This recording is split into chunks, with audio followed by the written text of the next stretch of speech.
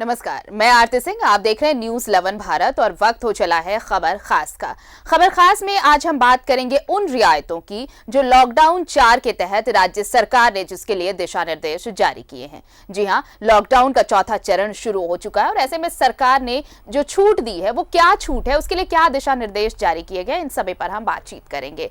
से राज्य के अंदर कई चीजों पर रियायत दी गई है। कंटेनमेंट जोन के बाहर इंडस्ट्रियल एरिया में औद्योगिक गतिविधियों की छूट है। निर्माण गोदाम, हार्डवेयर, निर्माण कार्य से जुड़े दुकानें खुल सकेंगी। किताब दुकान, स्टेशनरी दुकान और टेलीकॉम कंपनियों से जुड़े रिटेल आउटलेट खुल सकेंगे। बताएं आपको कि मोबाइल, घड़ी, इलेक्ट्रॉनिक जैसे टीवी और आईटी से संबंधित सर्विस सेंटर खुलेंगे। कंप्यूटर और इलेक्ट्रॉनिक कंज्यूमर से जुड़े प्रोडक्ट जैसे फ्रिज, एसी, कूलर की दुकानें खुलेंगी। ये दुकानें पूरे राज्य के ऐसे इलाके में होंगी, ऐसे इलाकों में इन दुकानों को खोलने की परमिशन दी गई है जो नगर निगम क्षेत्र के बाहर होंगी। निजी कार्यालय, ई कॉमर्स, गैर जरूरी और जरूरी शराब की दुकानें भी खुलेंगी। राज्य के अंदर और राज्य के बाहर जाने के लिए भाड़े पर गाड़ी अब ली जा सकती है और इसके अलावा पहले दी गई सारी रियायतें वैसी ही रहेंगी।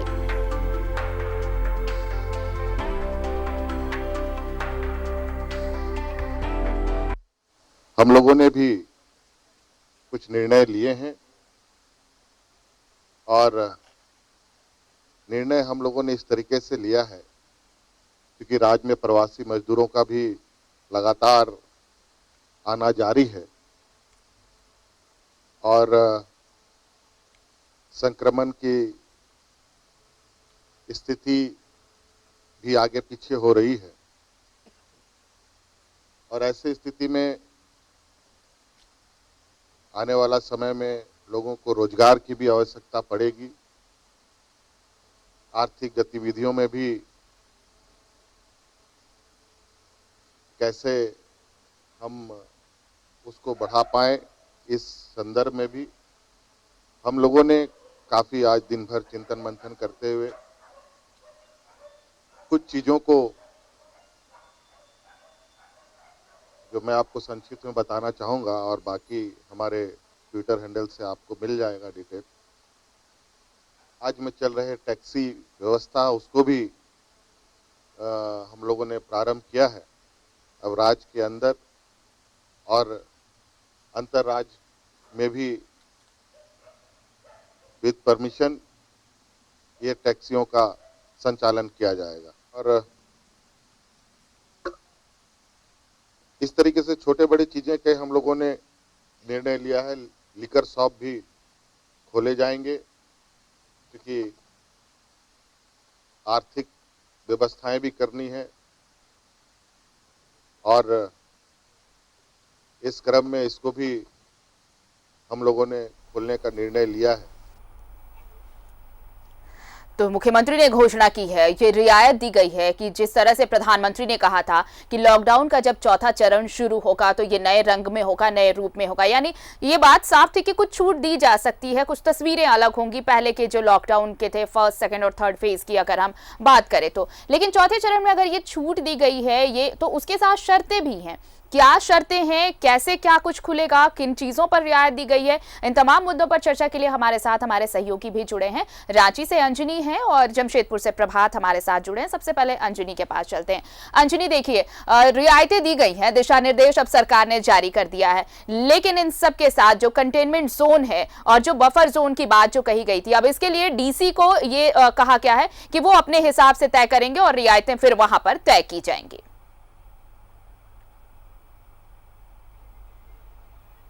से लॉकडाउन 4 की शुरुआत हो गई है जी। और लॉकडाउन 4 में जो रियायत सरकार के तरफ से, राज्य सरकार के तरफ से जो दी गई है उसमें दो महत्वपूर्ण चीज़ है, उस पर लोगों को ज़रूर ध्यान देना चाहिए। जो रेड जोन एरिया है और कंटेनमेंट एरिया जो है जी, उसमें तमाम तरह की सुविधाएं नहीं हैं, मतलब लोगों को ये थोड़ा ध्यान रखना चाहिए। और अब एक जो जहां सरकार को जो आर्थिक उपार्जन होगा, रेवेन्यू आएगी, जो शराब की दुकानें जो खुलनी हैं तो शराब की दुकानें कैसे खुलेंगी, क्या फॉर्मेट होगा, उसको लेकर आज जो है उत्पाद विभाग जो है पूरी तरह तैयारी करके जो है एक जानकारी लोगों को ज़रूर देगी। लेकिन जिस तरह से जो चीज़ों में छूट दी गई है उसको देखते हुए ये ज़रूर लगता है कि सरकार जो है ये चाहती है कि थोड़ी रौनक लौटे और धीरे धीरे तमाम चीज़ें जो हैं खुले, मतलब ज़्यादा संक्रमण का खतरा भी नहीं हो और राज्य सरकार को जो है राजस्व भी मिलता रहे।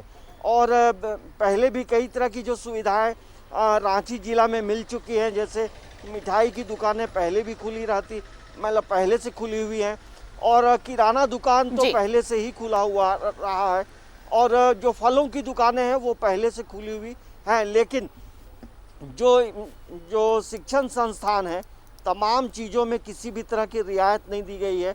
और एक ही, जैसे आप अंतर जिला यदि गाड़ियों से आना जाना करना है तो आपको बिना अनुमति के आप नहीं जा सकते हैं, आपको परमिशन लेनी होगी। ऐसा नहीं है कि बिना परमिशन लिए आप निकल गए, आपको परमिशन अनुमति लेनी होगी। और इसके साथ साथ जो टैक्सियां, जो रेलवे स्टेशन में ट्रेनें जो आ रही हैं, राजधानी ये ट्रेन आ रही है, तो उसके लिए टैक्सी की भी व्यवस्था वहाँ पे भाड़े में चलेगी, तो ये उन्हें अनुमति लेनी होगी। ऐसा नहीं कि घोषणा हो गया और आप टैक्सी लेकर के स्टेशन के पास खड़े हैं, आपको बाकायदे परमिशन लेना होगा।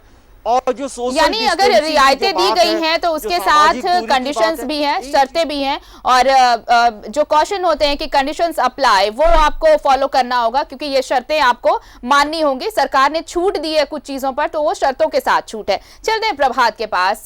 प्रभात, देखिए राहत की बात तो है, क्योंकि अब रियायत दी गई है। रियायत इसलिए दी गई है ताकि जो अर्थव्यवस्था है उसे पटरी पर लाया जा सके, एक जो सुस्त पड़ गई है रफ्तार, उसे एक गति मिल सके। और जाहिर तौर पर रेवेन्यू चाहिए सरकार को, और रेवेन्यू के लिए बहुत सारे ऐसे, लेकिन ये भी ध्यान रखना होगा कि निगम क्षेत्र के बाहर इन सभी चीजों को, जो फैक्ट्रियां खोलने की बात कही गई हैं या फिर जो दुकानें खोलने की बात कही गई हैं, तो रियायत अगर मिली है तो इसका एहतियात के साथ पालन करना होगा, शर्तों के साथ इसका पालन करना होगा। बिल्कुल आरती, देखिए जिस तरीके से कल देर रात जो है राज्य के मुख्यमंत्री ने नए जो लॉकडाउन 4 में जो नियम सब लगाए हैं, चाहे जो चीज़ में छूट दी गई है, निश्चित है उसमें कहीं ना कहीं जो कर्मचारी थे, चाहे वो निजी दफ्तर में काम करने वाले हो या एसी फ्रिज टीवी बनाने वाले मैकेनिक हो या फिर जो प्राइवेट गाड़ियां चलाते थे, उन्हें कहीं ना कहीं जरूर राहत मिलेगी। क्योंकि पिछले कई दिनों से, मतलब मोटा बोला जाए तो पिछले 2 महीने के आसपास हो चुके हैं घर में बैठे बैठे। निश्चित है कि उनकी आर्थिक स्थिति भी सही होगी, साथ साथ राज्य सरकार को भी इसका फायदा मिलेगा, क्योंकि उससे टैक्स मिलेगा।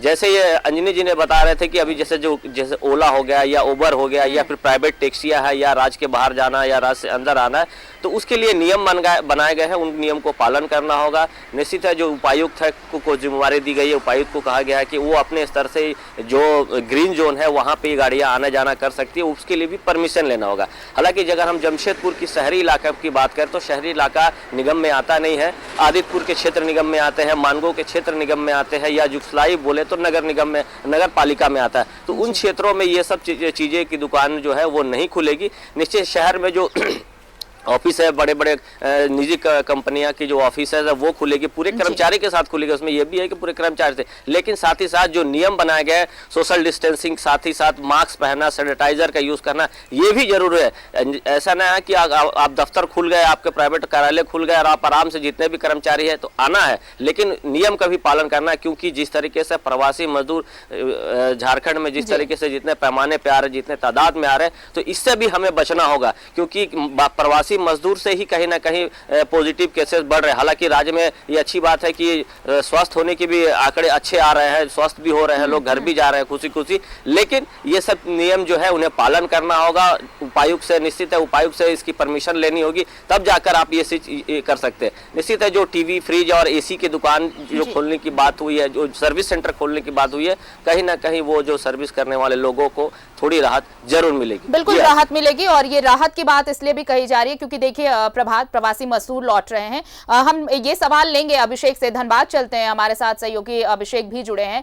अभिषेक, देखिए जिस राहत की बात कही जा रही है, रियायत दी गई है, शर्तों के साथ रियायत मिली है। अब निगम क्षेत्र में जो दुकानें खुलेंगी और निगम क्षेत्र के बाहर जो दुकानें खुलने वाली हैं, उन सब का ब्यौरा दे दिया गया है। लेकिन इसके पीछे मकसद ये है कि जो मजदूर वापस लौटे हैं, जैसे निर्माण कार्य अब शुरू होंगे और दूसरी चीजें जैसे सर्विस सेंटर शुरू होंगे, ऐसे में ये कोशिश है कि अगर ये रियायत दी दी गई है तो जो बाहर से प्रवासी आए हैं उन्हें रोजगार से जोड़ा जा सके। तो सरकार ने दोनों चीजों को ध्यान में रखा है, एक तो ये कि लोगों को रियायत मिल सके, रेवेन्यू जनरेट हो सके, साथ ही साथ रोजगार के अवसर भी बढ़ सके कि जो लोग बाहर से आए हैं उन्हें भूखे मरने की नौबत ना आए, उनके पास भी काम धंधे हों, वो रोजगार से जुड़ सके।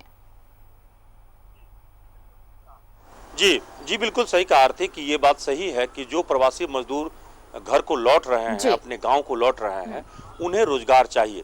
और धनबाद में इस वक्त में जो इनफैक्ट जानकारी मिली है नियोजनालय की तरफ से कि कम से 2000 के आसपास मजदूरों ने, जो बाहर से मजदूर आए हैं, उन्होंने अपना रजिस्ट्रेशन कराया है और मनरेगा के तहत वो रोजगार पाने के लिए दावे उन्होंने किए हैं। यानी अगर किसी व्यक्ति को रोजगार चाहिए तो वो सीधे तौर पर कहे कि नियोजनालय के माध्यम से वो जिस प्रकार का भी है, कुशल है, अर्धकुशल है, तो उस हिसाब से वहां पे वो एम्प्लॉयमेंट एक्सचेंज में और श्रम नियोजनालय में, माफ करेंगे, श्रम नियोजनालय में वो जो है वहां पे अपना आवेदन दे सकता है और मनरेगा के तहत वहां पे उसे काम मिलेगा। ये जॉब कार्ड जो है उसको प्रोवाइड किए जाते हैं। इसमें प्रावधान यह है कि अगर किसी मजदूर को कोई काम नहीं मिलता है तो सरकार जो है अपने स्तर से उसको स्टाइपेंड जो है वो देती है। मतलब एक तरह से कहें कि अगर उसको काम नहीं प्रभावित करते हैं तो उसके बदले में भी सरकार को राशि देनी पड़ती है। तो ये सुविधा है और ये मजदूरों को कराना है। फिलहाल देखिए जो मजदूर लौटे हैं वो बदहवास की स्थिति में है, परेशान हाल में है। तो ग्रामीण क्षेत्रों के आसपास में मनरेगा के तहत या किसी भी दूसरे तरह के जो जॉब है वो उनको दिया जाए तो बेहतर होगा, क्योंकि ऐसे भी जिस जगह पे धनबाद की बात करें तो यहाँ से भी मजदूर जो यहाँ के नहीं थे, वो बाहर के थे, वो सब चले गए हैं। तो यहाँ के भी जो फैक्ट्रियां हैं, उद्योग है, वहां पे उनको समायोजन किया जा सकता है, काम पे लगाया जा सकता है। जैसे हार्डकोक इंडस्ट्री की मैंने बात कहा तो वहां पे भी आपको बहुत सारे मजदूर चले गए हैं। अब हार्डकोक इंडस्ट्री अभी भी चालू नहीं पाई है। बहुत सारे लोगों ने अनुमति ले ली है लेकिन उसका उपयोग नहीं हो रहा है। एक बात और है आरती कि अभी भी धनबाद के जो जिला चैम्बर है वो काफी नाराज है, वो काफी दुखी है। उसका कहना है कि सरकार ने जो छूट दी है वो रियायत नगर निगम क्षेत्र में प्रभावी नहीं है। तो नगर निगम क्षेत्र में जब दुकानें खुलेगी ही नहीं, उनके छोटे मोटे जो व्यापार है खुलेगे नहीं, तो फिर वो कहाँ जाएंगे। और ग्रामीण क्षेत्रों में तो बहुत कम व्यापार है, बहुत कम छोटे छोटे दुकान है। तो धनबाद की ही बात करें, धनबाद नगर निगम एक बहुत बड़ा निगम है। लोकसभा क्षेत्र की तुलना की अगर बात करें तो लोकसभा क्षेत्र से भी बड़ा कहें या उसके बराबर के हिस्से का कहें तो धनबाद नगर निगम क्षेत्र है, जिसकी सीमा निरसा से शुरू होती है और यहां बगमारा बॉर्डर तक जाके समाप्त होती है। धनबाद की अगर बात करें तो धनबाद से शुरू होती है और झरिया में जाके समाप्त होती है। तो सोचिए कि इतने बड़ी बृहद क्षेत्र है और इस क्षेत्र को ही आपने अगर उद्योग या जो आसपास के जो चीजें हैं उसको आपने शुरू करने की इजाजत नहीं दी तो वो जो व्यापारी है वो क्या करेंगे। क्योंकि पिछले 55-56 दिनों से उनके भी तो व्यापार ठप है, रोजी रोटी ठप है, तो उन्हें कोई मदद तो मिल नहीं रही है। तो ऐसी स्थिति में उनकी चिंता बढ़ गई है और इसी कारण से जिसके अच्छे खासे व्यापार चल रहे थे वो भी टेंशन में आ गए हैं, परेशान हाल में। और जिला चैम्बर ने तो कहा है कि अगर 24 घंटे के अंदर फैसला नहीं लिया गया तो हम सब जो है आंदोलन ही नहीं करेंगे बल्कि जो है दुकान खोलकर विरोध जताएंगे। तो ये ऐसी नौबत नहीं आए, इसका ध्यान रखना होगा। सिर्फ 9 प्रकार की चीजों को इजाजत दी गई है, लेकिन राज्य सरकार ने सीमित अवधि के या सीमित क्षेत्रों में ही इजाजत दिया है। सरकार का या प्रशासन का सभी के लिए देखिए शराब खोलने की अनुमति देने जा रही है, वो भी उसके लिए तैयारी की जा रही है। 1-2 दिन में उसकी अनुमति। नाराजगी अपने जगह है अभिषेक, लेकिन चैम्बर को यह भी समझना होगा कि सरकार ने जो रियायतें दी हैं, आप देखिए झारखंड में जिस तरह से आंकड़े लगातार बढ़ते जा रहे हैं, उसको ध्यान में रखा गया है कि चीजें दुरुस्त हो, लौटे पटरी पर अर्थव्यवस्था, लेकिन साथ ही साथ जिंदगी को भी सुरक्षित रखा जाए। और शायद ये शुरुआत है, नगर निगम क्षेत्र के बाहर शुरुआत की गई है। धीरे धीरे जब हालात बदलेंगे तो शायद नगर निगम के जो एरिया है वहां पर भी ये छूट मिल सकती है। हम लौटेंगे आपके पास अभिषेक, शराब की बात हो रही थी तो इस पर भी हम चर्चा करेंगे, लेकिन चलते हैं पहले अंजनी से ये सवाल ले लेते हैं क्योंकि राजधानी की बात करना बहुत जरूरी है। अंजनी, जिस तरह से शराब की बिक्री का भी सवाल हो रहा है कि अब सिर्फ ऑनलाइन ही ऑफलाइन भी मिल सकेगी, लेकिन ये भी चीज एक ध्यान रखने वाला है कि एमआरपी है, उसके बाद भी कोरोना सेस लगाया जाएगा, कोरोना सेस के साथ अब इसकी बिक्री होगी। तो ये रेवेन्यू जनरेट करने का एक तरीका सरकार ने ढूंढ निकाला है इन रियायतों के साथ। देखिए, जैसे इसके पहले दिल्ली में भी शराब की बिक्री शुरू की गई थी और लोगों की काफी भीड़ जो है दुकान के बाहर लग गई थी। तो दूसरे दिन ही सरकार ने ये फैसला लिया कि 70% जो है कोरोना टैक्स देना होगा। तो संभवतः जो है तब भी दुकानों में भीड़ लगी रही और सरकार का जो मकसद है, अब लगभग 56-57 दिनों से तमाम दुकानें बंद है और शराब का व्यवसाय एक ऐसा व्यवसाय है जहां सरकार को काफ़ी मात्रा में रेवेन्यू मिलती है। यही वजह है कि इसमें आज जो है तमाम तरह की तैयारियां होंगी और जो टैक्स, कोरोना टैक्स ज़रूर लगेगा, क्योंकि जो शराब को लेकर के इसका खपत भी काफ़ी है, सरकार की रेवेन्यू बढ़ेगी। और टैक्स बढ़ाने, कोरोना टैक्स लगाने के पीछे मकसद भी यही है कि दुकानों के बाहर बहुत भीड़ नहीं हो, और इसको लेकर सरकार जो है, राजस्व जो उत्पाद विभाग है वो पूरी तरह से तैयारी में जुटा है। और इसमें एक महत्वपूर्ण बात ये भी है आरती कि जो नगर निगम क्षेत्र से बाहर की दुकानें खुलेंगी, मतलब जो है जो भी ऑनलाइन भी खरीद बिक्री होगी, होम डिलीवरी की जाएगी। मतलब जो होम डिलीवरी की जाएगी वो संभवतः शहरी क्षेत्रों के लिए किया जाएगा, नगर निगम क्षेत्र के लिए ये सुविधाएं उपलब्ध होंगी। तो कह सकते हैं कि सरकार की एक अच्छी पहल है। बाजार में पैसा का फ्लो हो, लोगों में थोड़ा उत्साह हो, और जिस तरह से लंबे समय से लोग जो घरों में बंद हैं जी। और वैसे में सरकार ने जो फैसला लिया है तमाम चीज़ों को सोच समझकर लिया है। लेकिन इन सभी फैसलों के पीछे की यदि हम बात करेंगे तो सभी लोगों को जो है, जो लॉकडाउन के नियम है उनका पालन करना अनिवार्य है।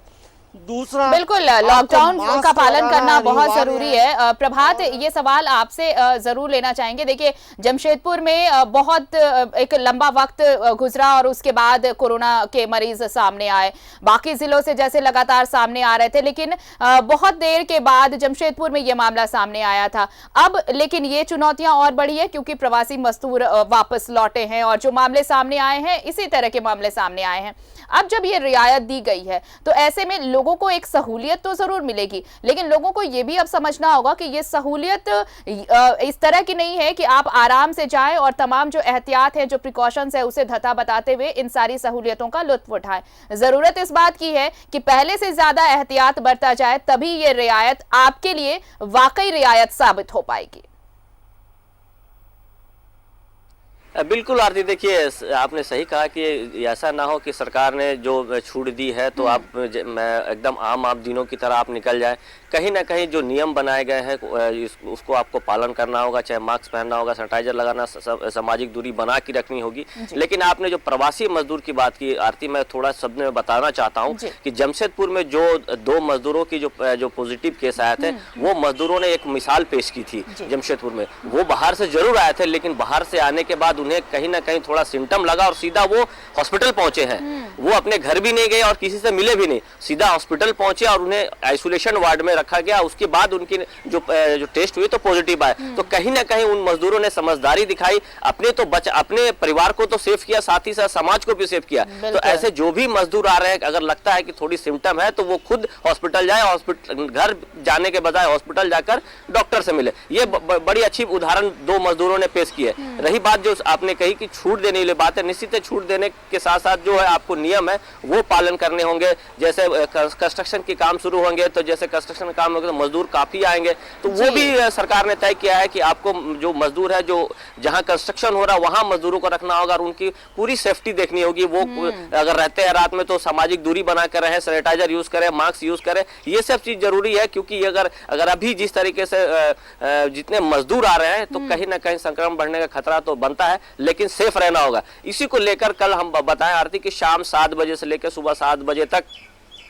घर से लोगों को निकलने की इजाजत दे दी और स्वयं यहाँ के उपायुक्त, एसएसपी, जितने तमाम पदाधिकारी हैं, हर एक चेक नाका में पहुंच रहे हैं। जहां जहां चेकिंग लगाया वहां लोगों को समझा रहे हैं। जो अगर नहीं मान रहे हैं उनके साथ में कड़ाई से पेश भी आ रहे हैं, उनके पर जो कोविड-19 का एफआईआर वो भी किया जा रहा है। तो कहीं ना कहीं अगर तो आपने तस्वीरों में भी देखा है कि अगर सख्ती नहीं बरती जाती है तो कुछ लोग ऐसे हैं जो नियम कानून की धज्जियां उड़ाते भी नजर आए। अभिषेक, हम लौटेंगे आपके पास। सवाल हमारा होगा कि शराब को कोरोना सेज के साथ अब उसकी बिक्री होगी, साथ ही साथ उपायुक्तों को जो अधिकार दिए गए हैं कि कंटेनमेंट जोन कैसे आप तय करेंगे और वहां पर किस तरह से सुविधाएं उपलब्ध होंगी, सवाल होगा हमारे पास। लेकिन वक्त हो चला एक छोटे से ब्रेक का, कहीं जाइएगा मत, देखते रहिए न्यूज़ 11 भारत। तो लगातार हम चर्चा कर रहे हैं कि लॉकडाउन का चौथा चरण जब शुरू हुआ तो राज्य सरकार ने जो दिशा निर्देश जारी किए हैं उनमें क्या कुछ है, क्या रियायतें दी गई हैं। चलते हैं सीधे अपने सहयोगी अभिषेक के पास, इस वक्त हमारे साथ धनबाद से जुड़े हुए हैं। अभिषेक, बात हम ब्रेक पर जाने से पहले मैंने ये कहा था कि शराब को लेकर जिस तरह से ये जो रियायतें दी गई हैं, रियायतों का मतलब ये नहीं है कि आपको सिर्फ छूट दी गई है, बल्कि सरकार अब ये भी सोच रही है कि कैसे इस इकोनॉमी को ट्रैक पर लाया जा सके, और इसलिए जो चीजें जरूरी हैं उन पर ध्यान दिया गया है, उनमें छूट दी गई है। लेकिन अगर शराब की बिक्री को लेकर फैसला लिया गया है तो इसमें कोरोना सेस भी जोड़ा गया है। जी देखिए आरती, एक बात समझिए कि जो रियायत आप ग्रामीण क्षेत्रों के लिए दे रहे हैं, ये वही रियायत इस वक्त में शहरी क्षेत्रों को भी चाहिए। ऐसा नहीं कि सोशल डिस्टेंस का पालन ग्रामीण क्षेत्रों में करना है और शहरी क्षेत्रों में नहीं करना, शहरी क्षेत्रों में भी करना है। तो दुकानें जो यहाँ भी खुलेगी उसको भी वही पालन करना है। समस्या को समझिए कि समाधान क्या हो सकता है। जैसे आप एक साथ अगर नगर निगम क्षेत्र को ही अगर वहां पे अगर दुकानों को आप इजाजत नहीं देते तो वहां पे जो व्यापारी है उनको एक धीरे धीरे उनके मानसिक संतरास बढ़ेंगे, समस्या बढ़ेगी। तो आपको अल्टरनेट ही सही लेकिन कुछ हद तक एक छूट देना पड़ेगा। हम पूरे सप्ताह दुकान खोलने की इजाजत नहीं दे सकते, लेकिन मान के चलिए कि अगर आज के डेट में कोई ऐसा भी बुजुर्ग होंगे जिन्हें चश्मा की जरूरत पड़ेगी, जिनको अपना पावर जो है जाके बदलवाने की जरूरत पड़ेगी, या फिर उनके समस्या हो सकते हैं, तो क्या चश्मा के दुकानें हम किसी सप्ताह में एक दिन खोलने की इजाजत या 2 दिन खोलने की इजाजत दे सकते हैं? कोई गारमेंट्स है या जूते के कपड़े की दुकानें हैं तो क्या उसकी जरूरत के हिसाब से 1-2 दिन की इजाजत मिल सकती है? तो अल्टरनेटिव करके अगर कुछ दुकानों को खुलने की इजाजत, यही बात तो जिला चैम्बर कह रहा है कि अगर संपूर्ण 7 दिन अगर हम दुकानों को खोलने की इजाजत नहीं भी दे तब भी अल्टरनेट के कोई ना कोई उपाय ढूंढना होगा। अगर संपूर्ण आप बंद रखेंगे तो 50-55 दिन ज्यादा हो जाते हैं। देखिए चावल, दाल, गेहूं, सब्जी, ये सब कुछ मिल रहे हैं, दूध मिल रहे हैं, ये सारे आवश्यक, लेकिन एक जीवन में सिर्फ यही चीज की जरूरत नहीं होती, बहुत सारी चीजों की जरूरत होती है और जिंदगी चलाने के लिए बहुत सारे संसाधन की जरूरत होती है।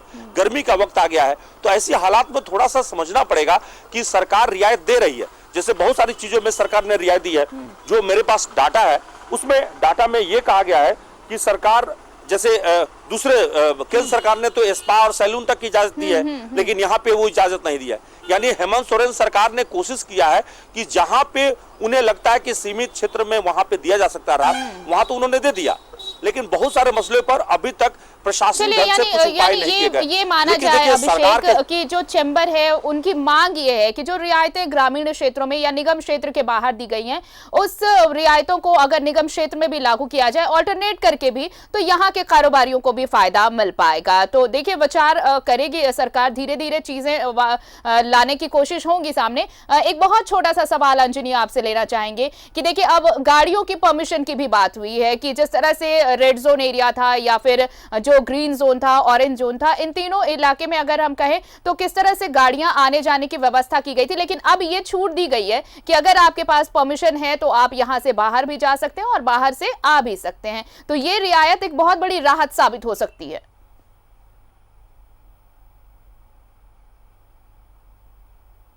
ये चाहती है कि हम चीज़ों को जो है धीरे धीरे पटरी पर लाएं और लोगों की जो मानसिक पीड़ा है, जो लोग घरों में बैठे हैं, तो अचानक तमाम चीजें नहीं खोली जाएंगी। तो ये एक्सपेरिमेंट है, धीरे धीरे करके जो है हो सकता है कि 1 हफ्ते के बाद फिर कुछ नई छूट दी जा सके। तो पहले ऑब्जर्वेशन जरूर होगा और तब जो है अन्य और भी जो छूट है वो 1 हफ्ते के बाद मिल सकती है। देखिए कह देना बड़ा आसान होता है कि तमाम चीजें आप खोल दीजिए। अभी भी देखिए प्रवासी मजदूरों का आना जारी है, बसों से आ रहे हैं, ट्रेन से आ रहे हैं। अब पूरे भारत में देखेंगे तो लोग अभी भी हाईवे में चल रहे हैं।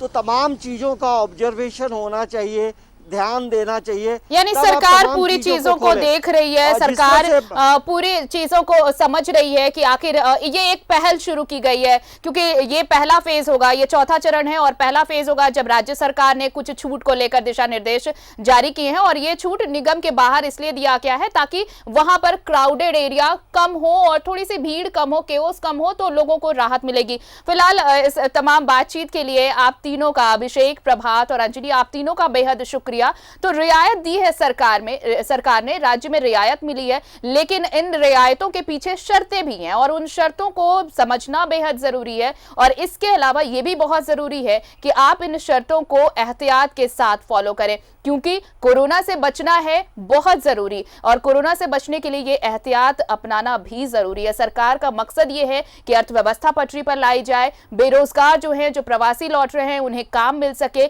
लेकिन इन सब के पीछे जिंदगी बचाना भी सबसे बड़ा मकसद है। और सरकार ने शायद इसलिए एक शुरुआत की है। आगे और अगर ये चीजें सफल होती हैं तो और रियायतें मिल सकती हैं। तो खबर खास में फिलहाल इतना ही, दीजिए इजाजत, नमस्कार।